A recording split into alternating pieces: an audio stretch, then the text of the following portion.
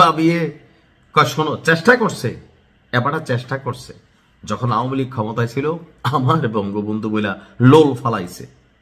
আবার যখন আওয়ামী লীগের ক্ষমতা থেকে গেল, তারা আন্দোলনটা কইরা একটা ক্ষমতার দিকে ধাবিত হইল, উড়াইলে লোক কদিন ডায়লগ মাইলগ দিয়া মাসাল্লাহ হজদা কইরা এসা টুপিটা লাগাইছিল, পাঞ্জাবিটা ফুরছিল, নির্বাচনের আগে এরকম একটা বেশভূষা ধরে।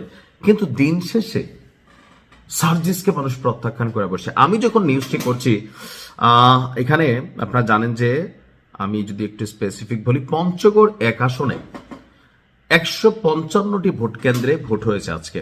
এর মধ্যে আমি যখন নিউজটি করছি 72টির প্রাথমিক ফলাফল চলে এসেছে, অর্থাৎ 48% ভোট কেন্দ্রের খবর আমরা পেয়ে গেছি, ফলাফল। তো এতে কি বলছে, বিএনপির যিনি আছেন মনোনীত প্রার্থী নওশাদ জমির, তিনি ধানের শীষ প্রতীকে 89,120 ভোট পেয়েছেন। 89,120 ভোট। তো সার্জিস কত হয়েছে? তার নিকটতম প্রতিদ্বন্দ্বী জাতীয় নাগরিক পার্টির উত্তরাঞ্চলের মুখ্য সংগঠক 11 দলীয় জোটের প্রার্থী সার্জিস আলম শাপলা কর্তৃকে পেয়েছে 71,570 ভোট। জেলা নির্বাচনের অফিসের তথ্য অনুযায়ী পঞ্চগড়ের 2টি সংসদীয় আসনে মোট 15 জন প্রার্থী প্রতিদ্বন্দ্বিতা করেছেন। তার মধ্যে উল্লেখযোগ্য হচ্ছে সার্জিস এবং বিএনপির নওশাদ জমির। এই এলাকায় টোটাল ভোটার হচ্ছে 4,58,807 জন এবং ভোট কেন্দ্র 155টি। তো পঞ্চগড় 2 আসনে এখানে যতটুকু আপনার ভোটের রেজাল্ট আসছে, দুজনের মধ্যে ব্যবধান হয়ে গেছে 18,000। 48% রেজাল্টে 18,000 ভোটে এগিয়ে আছেন বিএনপির প্রার্থী।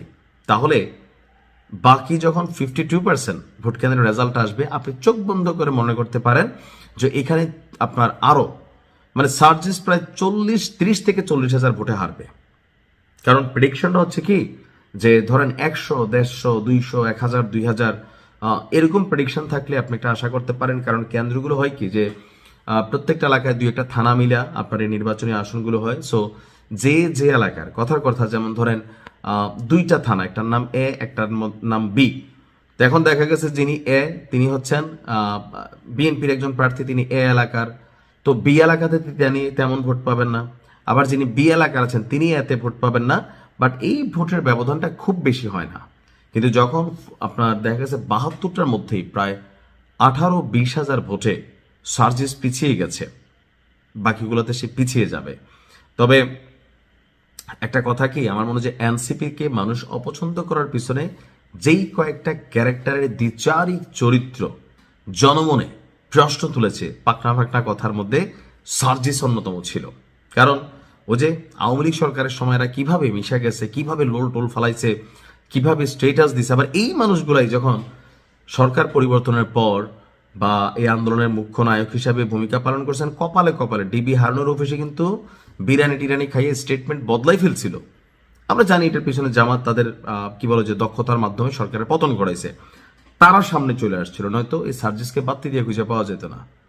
তারপরেও এনসিপির একটা প্রভাবশালী অবস্থানে সে আছে, দেখা যাক কি হয়। তবে এনসিপির মেইন যে ক্যারেক্টারগুলো, এক হাসনাত ছাড়া, আমি আগেই বলছিলাম ভাই এরা কেউ পাশ করবে না। হাসনাত আর তাসনিম জারার কথা বলছিলাম, তাসনিম জারাই তো ফেল করতেছে, তাহলে বাকিরা কেউ যে পাশ করবে না, নাহিদ দেখেন। এখন হান্নান মাসুদ একটু ব্যতিক্রম, কারণ ট্যালেন্টেড পোলা, নোয়াখালীলা পোলা, তো আসলে ধরেন একটু কি বলা হয় যে ট্যালেন্টেড। সে প্রথম থেকে টেকনিক্যালি কাজ করছে তার এলাকার জন্য, আর মানুষ বুঝছে যে না, একটা ভিন্নতা আসবে। দেখা যাক কি হয়। ভালো থাকুন।